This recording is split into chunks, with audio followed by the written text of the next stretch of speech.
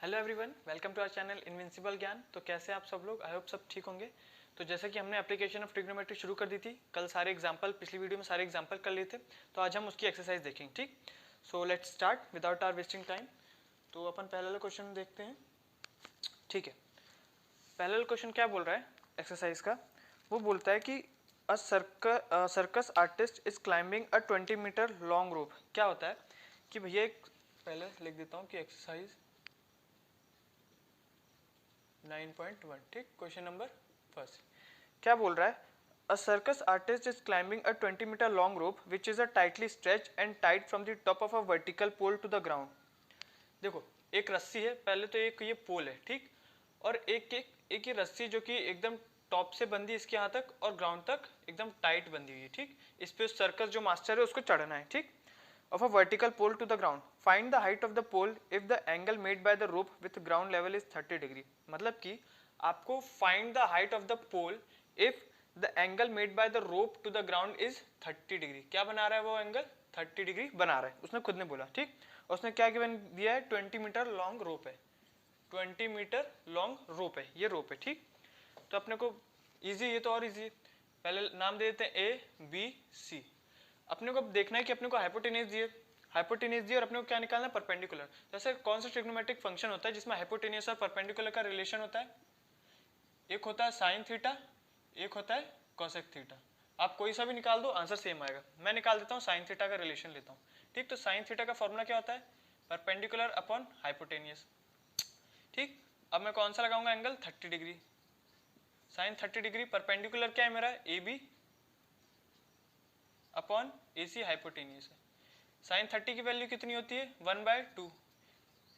A B नहीं मालूम मुझे, ए सी मालूम है 20, इसको उधर पहुंचा दूंगा तो आपका ए बी आ जाएगा 20/2 इज इक्वल टू 10 मीटर। ठीक, तो आपकी पोल की हाइट कितनी आ गई?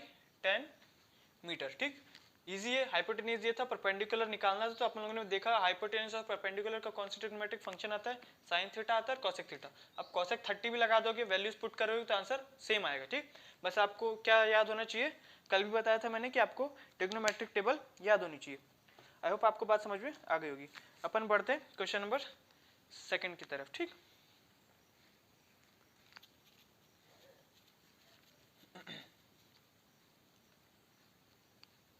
ठीक है, क्वेश्चन नंबर सेकंड क्या बोल रहा है एक बार देख लेते हैं। वो बोल रहा है कि a tree breaks due to storm and the broken part bend so that the top of the tree touches the ground making an angle 30 degree. उसने क्या बोला कि भैया ये एक ट्री है। कौन सा क्वेश्चन कर रहे हैं? Second question. ये एक ट्री है, अब स्टॉर्म की वजह से वो टूट गया। कहाँ से टूट गया? यहाँ से टूट गया, और टूटने के बाद ये जो पार्ट था ये कहाँ पे गिर गया? आके ये आके गिर गया नीचे ग्राउंड पे। ठीक, और उसने जो ग्राउंड को टच किया, वो ग्राउंड और वो टूटा हुआ पेड़ कितना एंगल बना रहा है? ये बना रहा है, ये बना रहा है आपका 30 डिग्री, जैसा कि इसमें दिया हुआ है। ठीक है, 30 डिग्री बनाता है।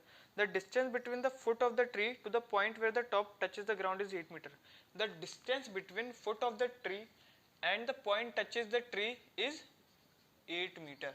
ठीक, वो क्या बोल रहा है? Find the height of the tree. अब आपको ट्री की हाइट फाइंड करनी है। देखो, उसने ट्री की हाइट फाइंड करने को बोली है, आधे ट्री की हाइट फाइंड करने को नहीं बोली, पूरी ट्री की हाइट फाइंड करने को बोली। तो अपने को क्या निकालना है? अपने को एक ये चीज निकालनी है, एक ये चीज निकालनी है। जब दोनों चीज आ जाएगी तो दोनों को प्लस कर देंगे तो पूरी ट्री की हाइट आ जाएगी। ठीक, आई होप आपको बात समझ में आ गई होगी। तो अपन इसे नाम देते हैं ए बी सी। अब देखो, अपने को पहले परपेंडिकुलर भी निकालना है और हाइपोटेन्यूज भी निकालना है। किसकी मदद से? बेस की मदद से। तो सबसे पहले अपन क्या निकाल लेते हैं? कुछ भी निकाल लो, परपेंडिकुलर निकाल लेते हैं। तो ऐसा कौन सा ट्रिग्नोमेट्रिक फंक्शन है जिसमें परपेंडिकुलर और बेस आता है? अपने को मालूम है tan थीटा होता है और एक cot थीटा होता है। tan थीटा की वैल्यू क्या होती है? tan थीटा का फॉर्मूला होता है परपेंडिकुलर अपॉन बेस।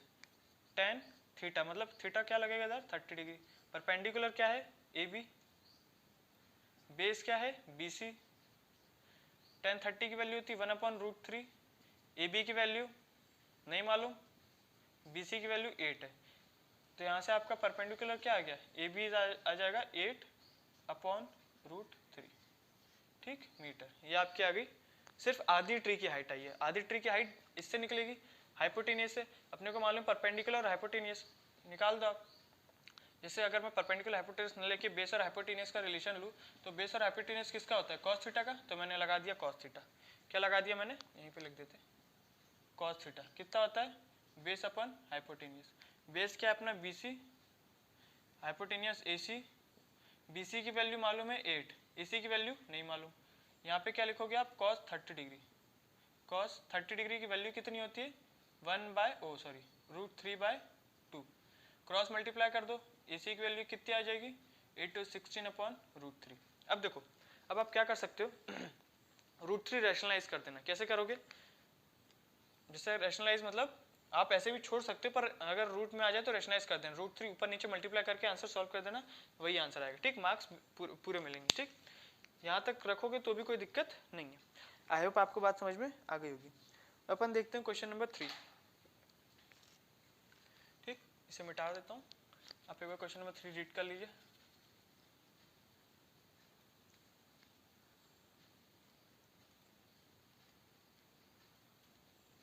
देखिए अपन सिर्फ और सिर्फ डायग्राम बना रहे हैं, अपना आंसर आराम से निकलता जा रहा है। ठीक है, क्वेश्चन नंबर 3 क्या बोलता है कि एक कॉन्ट्रैक्टर है, contractor plans to install 2 slides for children to play in a park. मतलब कि वो क्या बना, एक कॉन्ट्रैक्टर जो वो क्या बनाना चाह रहा है, फिसल पट्टी, जिसमें अपन देखना छोटे बच्चे फिसलते हैं, अपन भी फिसलेंगे, इस टाइप की फिसल पट्टी बनाना चाह रहा है। 2 फिसल पट्टी बनाना चाह रहा है, फिर 2 स्लाइड्स बनाना चाह रहा है। ठीक, मैंने एक बड़ी बना दी, एक छोटी, कोई दिक्कत नहीं। ठीक है, उसने क्या बोला, for the children below the age of 5 years, एक स्लाइड उसके लिए जो कि 5 ईयर से नीचे है, और एक स्लाइड, अच्छा ठीक है आगे ही बोल रहा है, below the age of 5 years she prefer to have slide whose top is height of 1.5 metre. मतलब कि वो क्या बोल रहा है, जो जैसा मान लीजिए छोटी एज, ठीक है, ये किसके लिए है, बिलो 5 ईयर्स वालों के लिए। उसने क्या बोला, she prefers to have a slide whose top is at height of 1.5 metre.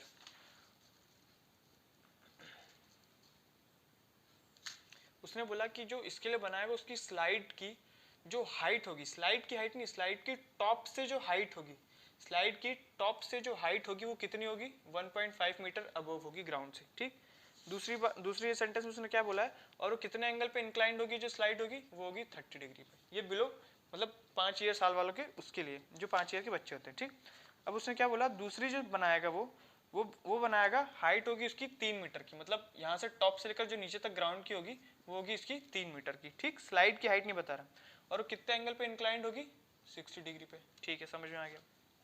What should be the length of the slide in each case? अब वो क्या पूछ रहा है, ये जो स्लाइड है, ये जो फिसल पट्टी, इनकी हाइट क्या होगी। ठीक है, कोई भी दिक्कत नहीं है, फिर से आराम से निकाल लेंगे। नाम दे देते हैं ABC PQR। इस ट्राइंगल में अपने को परपेंडिकुलर दिया है, क्या निकालना है, हाइपोटेन्यूज निकालना है। कौन सा फॉर्मूला लग जाएगा, परपेंडिकुलर दिया है, हाइपोटेन्यूज निकालना है, साइन थीटा का लगा दें। Sine theta is equal to perpendicular upon hypotenuse, या मैं सीधे वही लिख देता हूँ, साइन 30 लगा देते हैं। साइन 30 परपेंडिकुलर मेरा क्या है, AB upon hypotenuse AC। Sine 30 की वैल्यू होती है 1/2, AB मुझे मालूम है 1.5, AC मुझे नहीं मालूम, लिख दिया मैंने AC। यहाँ से AC कितनी आ जाएगी, 2 5 10, 2 1 2 1 3, तो यहाँ से आपकी AC की हाइट कितनी आ गई, 3 मीटर आ गई। ठीक, मतलब इस स्लाइड की हाइट कितनी होनी चाहिए, ये कितनी आ गई अपनी, 3 आ गई। ठीक, अब इसका निकाल लीजिए। इसमें फिर से क्या गिवन है, परपेंडिकुलर गिवन है, हाइपोटेन्यूज निकालना है, तो फिर से कौन सा लगा देते हैं, साइन का लगा देते हैं। साइन 60 लगा दोगे तो क्या आ जाएगा, PQ अपॉन PR। PQ मालूम है क्या, हाँ 3, PR मालूम है नहीं। साइन 60 की वैल्यू क्या होती है, √3/2, मल्टीप्लाई कर दो, PR is equal to 6 upon √3। अब इसको चाहे तो रैशनलाइज कर सकते हो, कैसे, √3 का ऊपर नीचे मल्टीप्लाई, तो बन जाएगा 6√3 अपॉन नीचे √3 इंटू √3 3, तो 3 2 6 हो जाएगा, और आंसर फाइनली आ जाएगा 2√3। ठीक, जनरल रैशनलाइज उसी को करा करो जो कट जाता है, जैसे अपने को पता पड़ा है कि आखिरी में 3 मिलके 6 कट जाएगा। ठीक, इसलिए मैंने रैशनलाइज कर दिया, वरना मैं पहले ही छोड़ देता। तो इसकी वैल्यू कितनी आ गई, 2√3, बस यही अपने को पूछा था। ठीक, आई होप आपको बात समझ में आ गई होगी। इसको जब तक लिख लीजिए, अगला क्वेश्चन देखते हैं।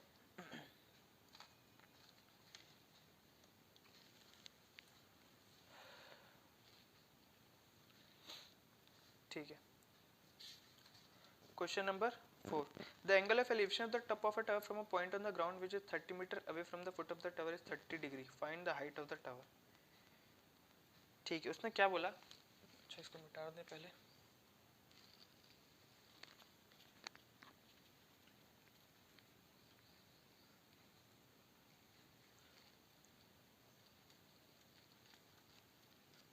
ठीक, अगला क्वेश्चन देखते हैं. उसने ये बोला कि the angle of elevation of the top of a tower from a point on the ground, कि भैया ये एक टावर है, ये ग्राउंड पे एक कोई पॉइंट है, ठीक. इसका angle of elevation from the top of the tower कितना बता रहा है?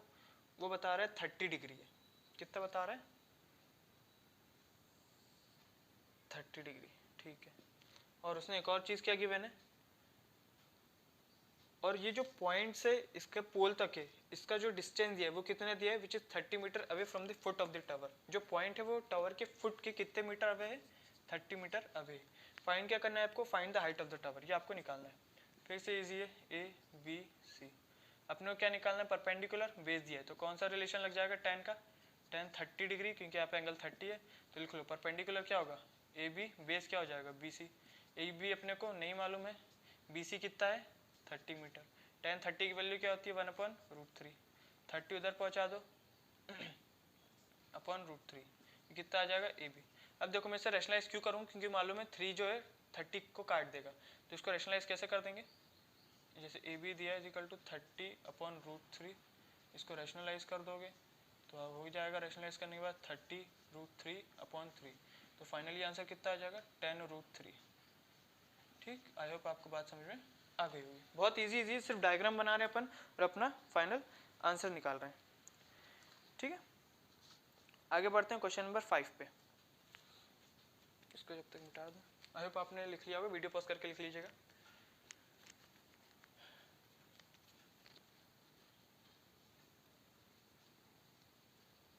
ठीक है, अब बढ़ते हैं अपन किस पे? Question number 5. A kite is flying at a height of 60 metre above the ground. The string attached to the kite is temporarily tied to a point of the ground.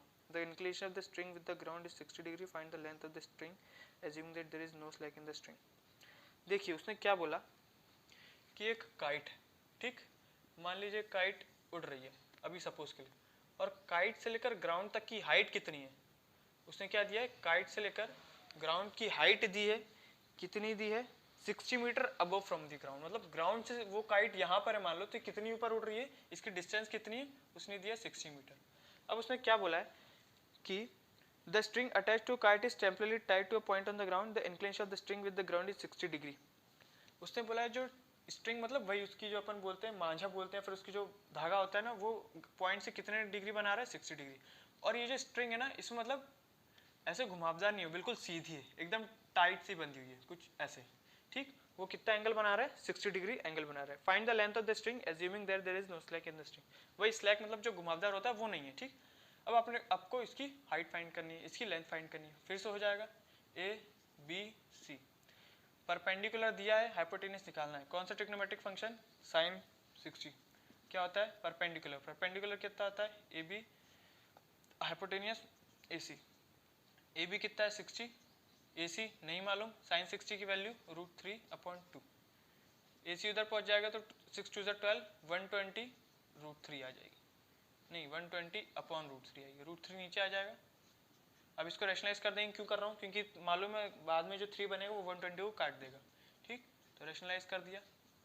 बात समझ में आ रही होगी. 120 √3 आ जाएगा, ये अपॉन 3 आ जाएगा. 3 4 12 40. तो आपका फाइनल आंसर क्या आ गया? आपका फाइनल आंसर आ गया 40√3 मीटर. मतलब जो पतंग की, जो मांझे की पतंग का जो धागा है वो कितने मीटर का है?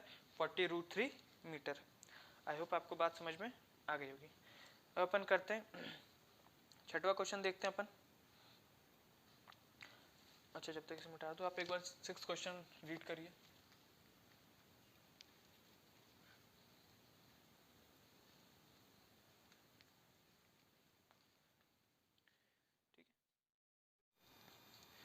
ठीक है, तब हम देखते हैं नेक्स्ट क्वेश्चन, क्वेश्चन नंबर 6. ठीक.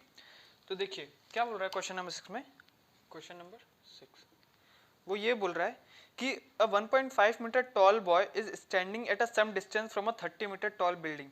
भैया एक ये बिल्डिंग है, मान लीजिए कितनी मीटर ये, कितनी लंबी, ये है 30 मीटर, ठीक। और इसी के सामने एक लड़का खड़ा है, ठीक, जो कि कितना है, सेम ग्राउंड, ये सेम ग्राउंड पे, ठीक, जो कितना है ये, इसकी हाइट उसने दी है 1.5 मीटर, ठीक। अब देखो यहाँ से समझो, अगर इसकी हाइट 1.5 है तो इसकी सीध में यहाँ तक इस बिल्डिंग की हाइट यहाँ तक भी 1.5 होगी, ठीक, ठीक है। अब आगे पढ़ते हैं अपन। The angle of elevation from his eyes to the top of building increases from 30 degree to 60 degree, मतलब कि भैया इसके टॉप पे एंगल ऑफ एलिवेशन बन रहा है, ठीक, ये बन रहा है एंगल ऑफ एलिवेशन, कितना बन रहा है, इंक्रीज हो रहा है 30 टू 60 जा रहा है, मतलब पहले कितना बना 30 डिग्री, फिर इसने कुछ कदम चली और ये यहाँ पर आ गया, ठीक। अब यहाँ से इसकी आइज से कितना बन रहा है, ये बन रहा है 60 डिग्री, जैसा कि क्वेश्चन में दिया हुआ है। As he walks towards the building, ठीक है, find the distance he walked towards the building। अब अपने को क्या बताना है कि वो चला कितना, मतलब कि क्या बताना है, इसका डिस्टेंस, यहाँ से लेकर यहाँ तक का डिस्टेंस कि वो चला कितना, ठीक। तो अपन नाम देते हैं ए, बी, यहाँ पे दे दो बी, सी, इसको दे दो आप डी, इसको दे दो आप ई, ठीक है। तो सबसे पहले अपन क्या करते हैं, अच्छा दूसरी बात, ये पूरी बिल्डिंग की हाइट 30 मीटर थी, लड़की की हाइट 1.5, तो यहाँ तक भी 1.5, तो ये कितने होगा, पूरे 30 में से इस छोटे को घटा दूंगा तो सिर्फ इसकी वैल्यू आ जाएगी, मतलब 30 माइनस 1.5 करेंगे तो कितना आ जाएगा, 28.5 आएगा, ठीक। इसकी हाइट 28.5। अब आपको क्या करना है, देखो सबसे पहले अपन कौन सा एंगल ट्राइंगल लेंगे, in triangle A B D, A B D perpendicular और बेस का कौन सा रिलेशन लगेगा, टेन थीटा, टेन थीटा कौन सा 60 डिग्री, ठीक। परपेंडिकुलर क्या है आपका ए बी, बेस क्या है बी डी, लिख दिया, ठीक है। ए बी मालूम है क्या, हाँ मालूम है, कितना है 28.5 अपॉन बी डी मालूम है क्या, नहीं, वही तो फाइंड करना है, लिख दो इधर बी डी। टेन 60 की वैल्यू कितनी होती है, ये होती है √3, बी डी को आप उधर पहुंचा दोगे तो यहाँ से आपकी किसकी वैल्यू आ गई 28.5 √3, ये आपकी इसकी वैल्यू आ गई, ठीक। अब आप देखोगे बड़ा वाला ट्राइंगल, बड़ा वाला ये सबसे बड़ा, in triangle A B E, A B E, A B E, ठीक। इसमें देखो ये पूरा परपेंडिकुलर और ये पूरे का पूरा बेस बनेगा, बड़ा वाला ट्राइंगल ले रहे हैं तो ये दोनों का पूरा बेस बनेगा, क्या ले लूंगा 10, कौन सा एंगल लगेगा 30 डिग्री लगेगा, लगा दिया 30 डिग्री। परपेंडिकुलर आपका हो जाएगा ए बी, बेस क्या होगा B D plus D E, B D plus D E, ठीक है। ए बी मालूम है क्या, मालूम है 28.5, टेन 30 की वैल्यू, टेन 30 की वैल्यू होती है 1/√3, बी डी की वैल्यू मालूम है क्या, अभी अभी निकाली, लिख दो 28.5 अपॉन √3 प्लस डी ई की वैल्यू नहीं मालूम, वही फाइंड करनी है, क्रॉस मल्टीप्लाई कर दोगे आप तो 28.5 अपॉन √3 प्लस डी ई, √3 से मल्टीप्लाई आके 28.5 अपॉन √3 बना लेगा, इसको सॉरी इंटू √3 बना लेगा, ठीक। इसको उस तरफ पहुंचाओगे, इस प्लस वाले को उधर ले आके माइनस में आ जाएगा, तो डी ई क्या लिखाएगा 28.5 √3 माइनस 28.5 अपॉन √3, 28.5 कॉमन ले लेता हूं मैं, तो अंदर क्या बच जाएगा √3 माइनस 1 अपॉन √3, इसका आप एलसीएम लोगे तो ये हो जाएगा 28.5 √3 अपॉन में √3, √3 इंटू √3 हो जाएगा 3 और 3 माइनस 1 2, तो कितना आ जाएगा 2 अपॉन √3, ठीक। 2 को 28.5 से मल्टीप्लाई करो तो कितना आ जाएगा 2 5 10, 8 2 16, 1 1 17, 2 2 4, ये आपके पास कितना आ जाएगा 47, 47.0 आएगा, तो मैंने 47 ही लिख दिया, ठीक। अपॉन √3 चल ही रहा है, मैंने बोला था कि क्या देखो अपने को मालूम है जब रैशनलाइज करेंगे तो √3 इंटू √3 3 बन जाएगा, क्या 347 को काट सकता है, हाँ काट सकता है, तो अपन आगे रैशनलाइज कर देंगे, कर दोगे रैशनलाइज तो कितना आ जाएगा, ये आ जाएगा 47 √3 अपॉन 3, 3 से कैंसिल, अरे यार यहाँ पे 57 आएगा ना, 2 2 4 1 1 5 होगा 57, ध्यान से कैलकुलेट एक बार देख लीजिएगा, देखिए 2 5 10, 1 8 0 2 8 16, 1 1 17, तो 1 कैरी ऊपर जाएगा, फिर 2 2 4 और 1 1 5 57 आएगा, अब 3 से कैंसिल हो जाएगा, 3 1 3, 4 5, 3 9 27, तो फाइनली आपका डीई कितना आ गया 19 √3, ठीक, बात समझ में आ गई। कुछ नहीं किया, सबसे पहले हमने ये वाला इस छोटा वाला ट्राइंगल लिया, इसका बेस निकाला, फिर इस बेस की मदद से बड़ा वाले ट्राइंगल से हमने इसकी वैल्यू पुट कर दी, BD की वैल्यू, DE नहीं मालूम था, DE निकाला, क्रॉस मल्टीप्लाई किया, माइनस किया, 28.5 कॉमन लिया, यहाँ पे LCM लिया तो यहाँ पे 2/√3 आ गया, 2 को इससे मल्टीप्लाई किया, 57/√3 आ गया। रैशनलाइज किया, क्यों रैशनलाइज किया? क्योंकि मुझे मालूम बाद में 3 बन के 57 कट सकता है, इसलिए रैशनलाइज कर दिया मैंने। रैशनलाइज करने के बाद आपके पास DE कितना आ गया? 19√3। आई होप आपको बात समझ में आ गई होगी। ठीक, नेक्स्ट क्वेश्चन पे बढ़ते हैं अपन। इसे पॉज कर, वीडियो पॉज करके लिख लीजिएगा। आई होप आपको बात समझ में आ गई होगी। ठीक है, नेक्स्ट क्वेश्चन एक बार आप रीड कर लीजिए।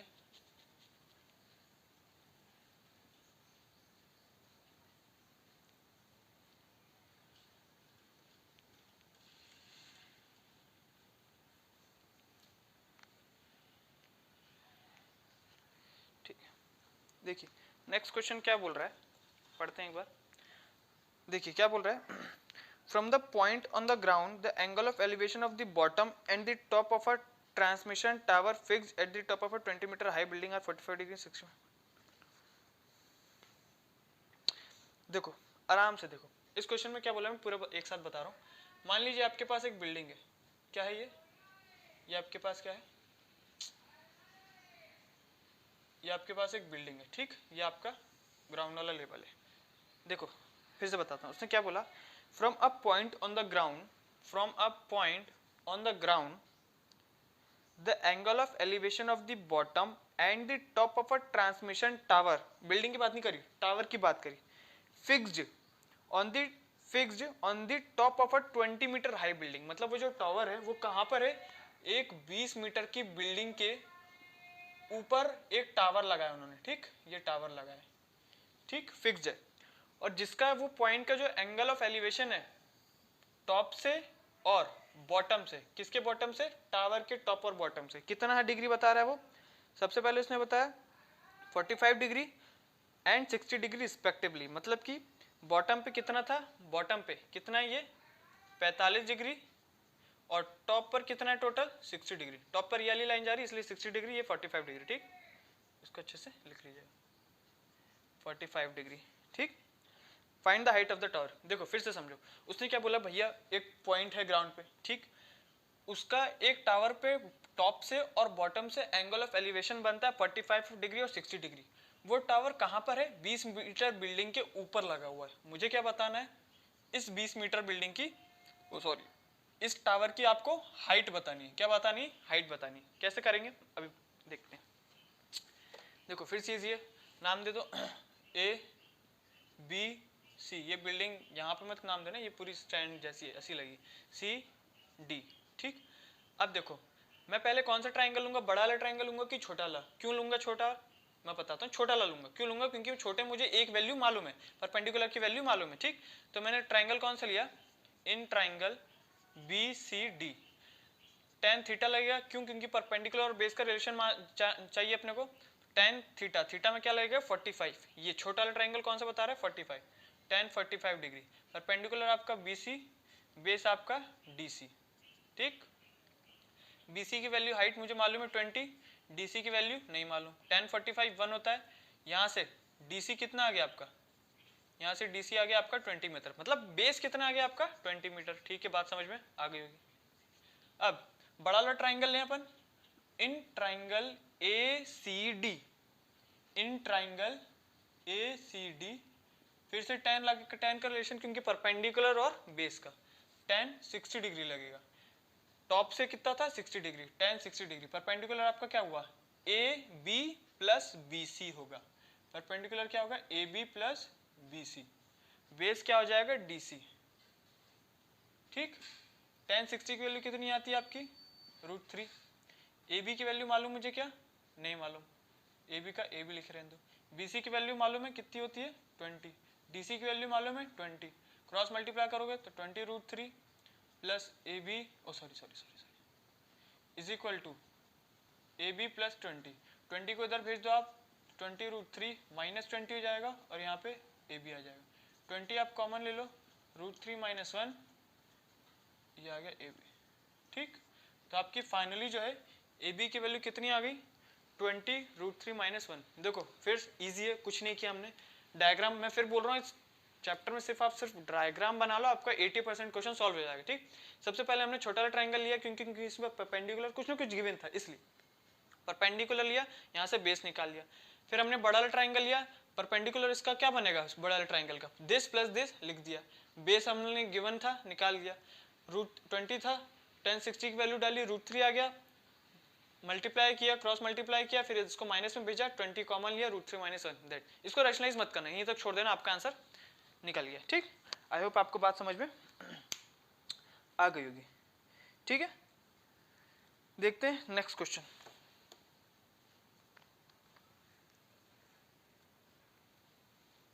ये क्वेश्चन नंबर 8 था आपका, 8 था कि 7 था?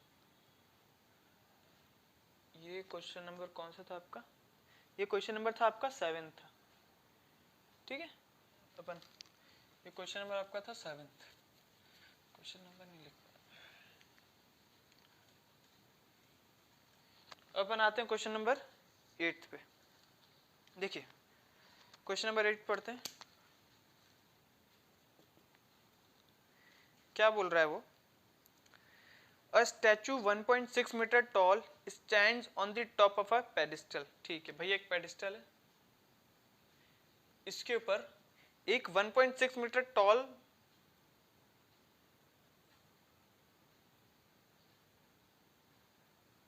एक 1.6 मीटर टॉल स्टैचू है। ठीक, स्टैचू को भी आप ऐसे ही बना लो। ठीक, from a point on the ground the angle of elevation of the top of the statue is 60 degree. मतलब कि मान लो ये ग्राउंड है आपका, ठीक, ये आपका क्या है ग्राउंड, एक ग्राउंड के एक पॉइंट से जो एंगल ऑफ एलिवेशन है स्टैचू के टॉप पे, पेडिस्टल के टॉप पे नहीं, स्टैचू के टॉप पे, वो कितना दे रहा है, वो बोल रहा है कि 60 डिग्री है। ठीक है, मान लिया, बता दिया 60 degree. And from the same point the angle of elevation of the top of a pedestal, मतलब कि अब इसी पॉइंट से पेडिस्टल के टॉप पे, स्टैचू के टॉप तो हो गया, पेडिस्टल के टॉप पे आपका एंगल कितना बना रहा है, वो बना रहा है 45 डिग्री। 45 डिग्री। आपको क्या पूछ रहा है, ये पूछ रहा है। इस बार उसने इसकी हाइट दी, कितनी दी है, 1.5 मीटर दी है। ठीक, बात समझ में आ गई होगी। चलिए देखते हैं इसे कैसे करते हैं। देखिए ये फिर इजी है। अब देखो इसमें मैं फिर से इसमें छोटा वाला ट्रायंगल, पहले नाम लिख देते हैं अपन, ABCD। देखो इसमें मैं फिर से छोटा वाला ट्रायंगल लूंगा, हालांकि मुझे जो गिवन चीज है वो बड़े वाले ट्रायंगल में दी है, पर उससे कुछ मतलब नहीं निकलेगा, वो सिर्फ छोटा सा पार्ट दिया है। मैं छोटा वाला ट्रायंगल क्यों लूंगा, क्योंकि यहाँ से मैं बेस की वैल्यू निकालूंगा जो कि दोनों में कॉमन है। ठीक, फिर यहाँ से मैं आगे प्रोसीड करूंगा। ठीक है, तो सबसे पहले अपन कौन सा ट्रायंगल लेते हैं, इन ट्रायंगल BCD। कौन सा रिलेशन, परपेंडिकुलर और बेस का, मतलब 10 का। 45 लगेगा कि 60, ये छोटा वाला ट्रायंगल इसलिए 45 लगेगा, लगा दिया 45 डिग्री। ठीक, BC क्या है, परपेंडिकुलर, बेस क्या है, DC। ठीक, BC को मैंने H लेट किया है, या फिर आप DC की वैल्यू निकालोगे तो DC को निकालो। ठीक, BC को मैंने क्या लेट किया है, H, और 1045 की वैल्यू थी 1। DC आपका बेस है, तो यहाँ से आपका बेस DC कितना आ गया, H आ गया। ठीक, बात समझो, अल्फाबेट में लो, कोई दिक्कत नहीं है। यहाँ से आपका बेस कितना आ गया, H आ गया, मतलब ये भी H है और ये भी H है, यहाँ तक कोई दिक्कत आई होप नहीं होगी। अब अपन दूसरे क्वेश्चन में दूसरा ट्रायंगल लेते हैं, कौन सा, बड़ा वाला, ACD। In triangle ACD relation कौन सा, परपेंडिकुलर और बेस का, मतलब फिर से 10 का। 10 कौन सा एंगल आएगा इस बार, 60 डिग्री आएगा। ठीक, कौन सा एंगल आएगा ये, 60 डिग्री।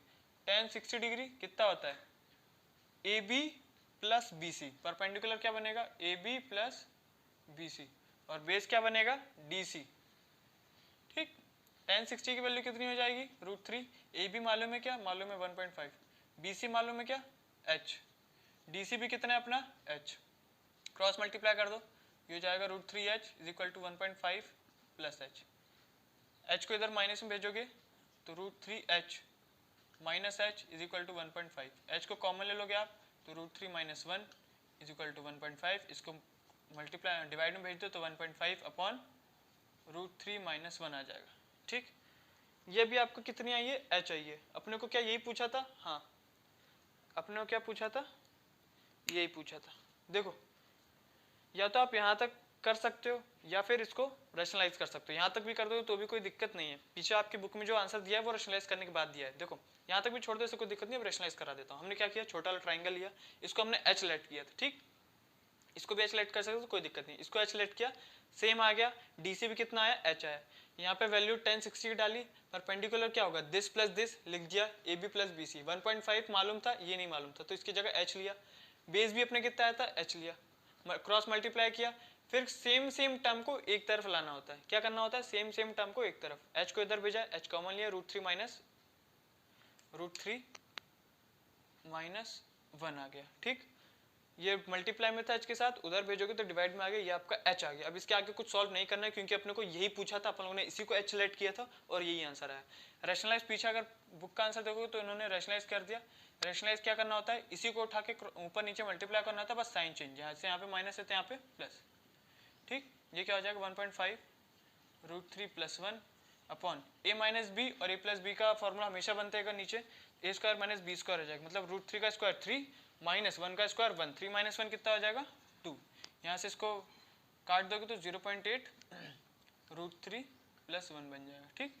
ये ऐसा आपके बुक में आंसर दिया, ठीक। आई होप आपको बात समझ में आ गई होगी, ठीक।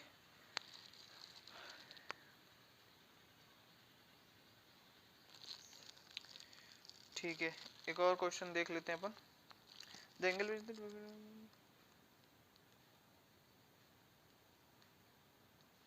देखो एक और क्वेश्चन देख लेते हैं, क्वेश्चन नंबर 9। इसे आई होप आपने लिख लिया होगा। फिर बोल रहा हूँ आपको सिर्फ और सिर्फ डायग्राम बनाना है, डायग्राम बनाने के बाद कुछ भी नहीं रहता, थोड़ी बहुत सिर्फ और सिर्फ कैलकुलेशन रहती है, ठीक है। ट्रिग्नोमेट्री से इजी चैप्टर ये है, ट्रिग्नोमेट्री का, ठीक है। तब हम क्वेश्चन नंबर 9 देखते हैं। क्वेश्चन नंबर 9 में क्या बोल रहा है, देखिए आराम से देखिए। The angle of elevation of the top of a building from the foot of the tower, मतलब कि इसमें क्या है, दो ऑब्जेक्ट है, कौन कौन से, एक है टावर, एक है बिल्डिंग। देखो अभी इसने ऐसा बताया नहीं कि कौन कितने बड़े हैं, तो मैंने दोनों को सेम हाइट पे ले लिया। ये आपका क्या है, ग्राउंड है, ठीक है।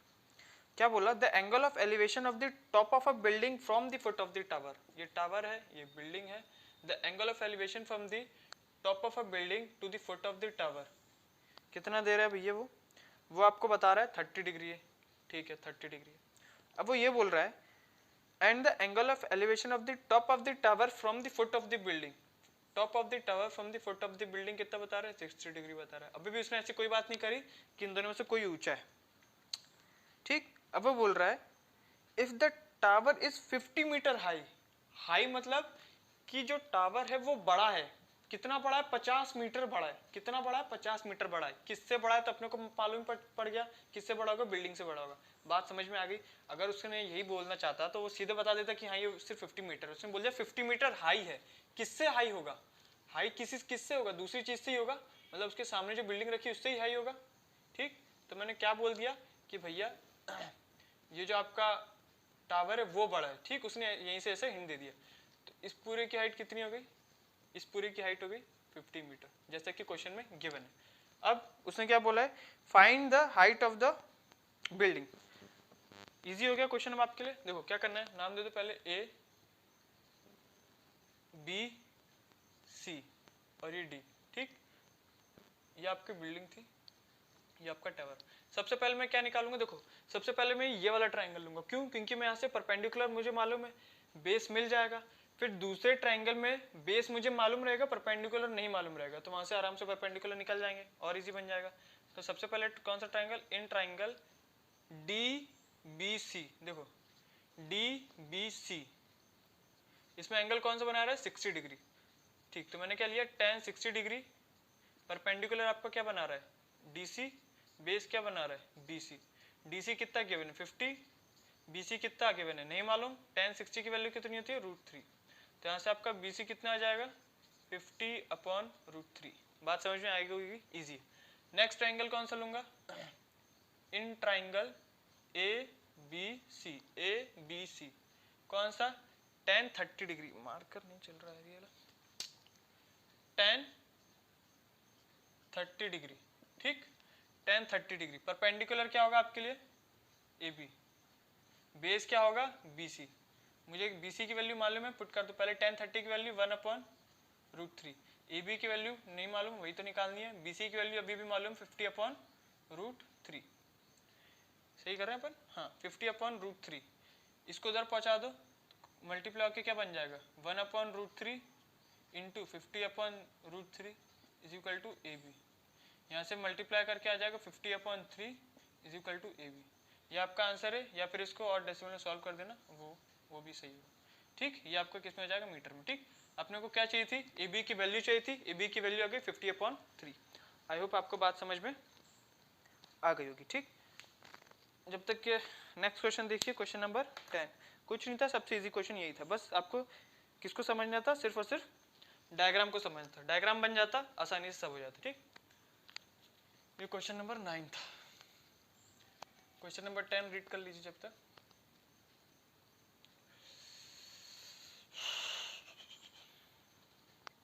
ठीक है, अब बढ़ते हैं अपन किस पे, क्वेश्चन नंबर 10 पे। दूसरा मार्कर ले लेते हैं। देखिए क्या बोल रहा है। ठीक है, तब हम क्या देखते हैं, क्वेश्चन नंबर 10 देखते हैं।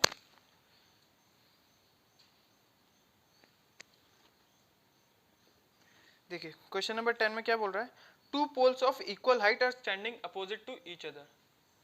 दो पोल हैं, दोनों इक्वल हाइट के, एक दूसरे के अपोजिट खड़े। ठीक है, ईच अदर, ठीक, on either side of the road which is 80 metre wide. मतलब ये रोड है, अगल बगल खड़े, जो कि रोड कितने की है, पूरी की पूरी रोड कितने की बोल रहा है वो, 80 मीटर की बोल रहा है। कितने मीटर की बोल रहा है वो, पूरी की पूरी रोड 80 मीटर की। ठीक है, अब वो बोल रहा है from a point between them on the road. एक पॉइंट है रोड के बीच में। ठीक, the angle of elevation of the top of a pole are 60 degree and 30 degree. मतलब कि एक का क्या है 30 डिग्री, किसी का भी लेट कर सकते हो, इसका भी 30 लेट कर सकते हो, बात सेम ही बनेगी। और दूसरे का क्या है 60 डिग्री। मतलब एक पोल से पहले टॉप पे एंगल ऑफ एलिवेशन का 30 डिग्री होगा, दूसरे का 60 डिग्री होगा। आप इसको इंटरचेंज भी कर दोगे तो भी कोई फर्क नहीं पड़ेगा। ठीक, find the height of the pole and the distance of the point from the poles. अच्छा, मतलब आपको क्या बताना है, आपको इन दोनों की हाइट बतानी है और ये अलग अलग डिस्टेंस बताना है। ठीक, तो कैसे करें, देखो अपने को क्या गिवन चीज है कि ये हाइट और ये हाइट सेम है, मतलब कि परपेंडिकुलर सेम है। तो मैं क्या लेट कर सकता हूँ, एच लेट कर सकता हूँ। पहले नाम दे देते हैं, A B C D E. Given क्या है दिया अपने को, गिवन पहले लिख लो कि भैया ए बी जो है वो किसके इक्वल है, डी ई के। और मैं इसको क्या लेट कर रहा हूँ, एच लेट कर रहा हूँ। क्या लेट कर रहा हूँ, एच लेट कर रहा हूँ। ठीक, ये तो हुई पहली समझने वाली चीज। दूसरी समझने वाली चीज क्या हुई कि हमें बेस भी अलग अलग नहीं दिया है, तो हम क्या ले लेंगे, मैंने लेट कर लिया बीसी को एक्स, तो ये कितना आ जाएगा भैया, ये मैंने लेट कर लिया एक्स, तो ये कितना आ जाएगा, ये आ जाएगा 80 माइनस एक्स। नहीं पल्ले पड़ा होगा, देखो समझो भैया, आपसे मान लो मैं आपसे बोलता हूँ कि ये एक रॉड है, इसकी जो टोटल है ना वो 4 सेंटीमीटर की या 4 मीटर की है, और आपको मालूम है कि ये कितनी है, ये 2 की है। अब आप मुझे बताओ, अगर ये 2 की है तो ये कितनी की होगी, 2 की। कैसे किया आपने, आपने क्या किया, इसको पकड़ा और बड़े वाले को पकड़ा, और बड़े वाले में से इस छोटे वाले को माइनस करके 2 निकाल दिया, यही किया। सेम एज इट इज क्या है कि मुझे ये टोटल 80 मालूम है, ये नहीं मालूम था, पर मैंने लेट कर लिया एक्स से। मैथ्स इज क्या है, maths is all about assuming. सब्जी है, रोटी नहीं है तो लेट कर लो कि भैया सब्जी है और उसको खा लो, ऐसी। इसको मैंने एक्स लेट कर लिया, अब मुझे सपोज के लिए मालूम पड़ गया। अब जैसे इसको एक्स लेट किया तो ये कितनी आ गई, टोटल में से मैं इसको हटा दूं तो मेरी ये आ जाएगी। तो टोटल मेरी 80 थी, लिख दिया 80। इसको क्या लिया था एक्स और हटाना था तो ये आ जाती, एक्स लेट किया था इसलिए 80 माइनस एक्स लिख दिया। कुछ नहीं है, इजी है। मैंने जैसे इसको 2 लिया था तो यहाँ पे x था, ये निकालने के लिए मैंने बड़े में से इस छोटे को हटा दिया, तो ये निकालने के लिए मैंने बड़ा मतलब 80, इसको हटा दिया, 80 माइनस एक्स लिख दिया, तो आंसर तो ये आ गया 80 माइनस एक्स। आई होप आपको बात समझ में आ गई होगी। ठीक, अब अपन क्या करते हैं, कोई सा ट्राइंगल लेते हैं। कौन सा ट्राइंगल लोगे, ये वाला ट्राइंगल लोगे। ठीक, और अपनी ये कितनी है, ये h, ये h। ठीक, आई होप आपको बात समझ में आ गई होगी। ठीक, ट्राइंगल लेंगे, in triangle A B C, in triangle A B C क्या है आपको, tan 30 लोगे क्योंकि परपेंडिकुलर और बेस का है, tan 30 degree A B upon B C. A B कितना है h, BC को मैंने कितना लेट किया है x, और tan 30 की वैल्यू कितनी होगी √3। फिर रिमेंबर मुझे क्या निकालना है, बेस निकालना है कि परपेंडिकुलर, मुझे निकालना है परपेंडिकुलर की वैल्यू, ताकि ये परपेंडिकुलर की वैल्यू इसी की इक्वल होगी, तो यहाँ की जब वैल्यू आ जाएगी बेस की भी वैल्यू मालूम तो अपन इजीली सॉल्व कर पाएंगे। ठीक, तो मुझे किसकी वैल्यू निकालनी है, h की। यहाँ से h की वैल्यू कितनी आ जाएगी, ये आ जाएगी √3x। h की वैल्यू √3x आ गई, मतलब इसकी भी वैल्यू √3x है भैया, ये दोनों सेम है इसलिए। ठीक, अब ये वाला ट्राइंगल लेते हैं, इन ट्राइंगल ECD, कौन सा ट्राइंगल बोल रहा हूं मैं आपसे, ECD। ठीक, क्या लूंगा मैं, फिर से परपेंडिकुलर बेस का कौन सा रिलेशन बनाता है, tan। एंगल कौन सा लूंगा, 60 डिग्री। 60 आपके लिए परपेंडिकुलर ED, बेस आपके लिए DC। ED की वैल्यू मालूम है क्या मुझे, हाँ मालूम है, मैंने लिख दिया √3x। DC की वैल्यू मालूम है क्या मुझे, 80 - x। ठीक, 80 - x। 60 की वैल्यू क्या होती है, 1/√3। अब तो आपको ये सब चीजें याद ही हो गई होंगी, क्रॉस मल्टीप्लाई कर दो और आप कुछ मत करो। 80 - x is equal to √3 × √3, 3x। इसको उधर पहुंचा दो तो 3x + 4x हो जाएगा।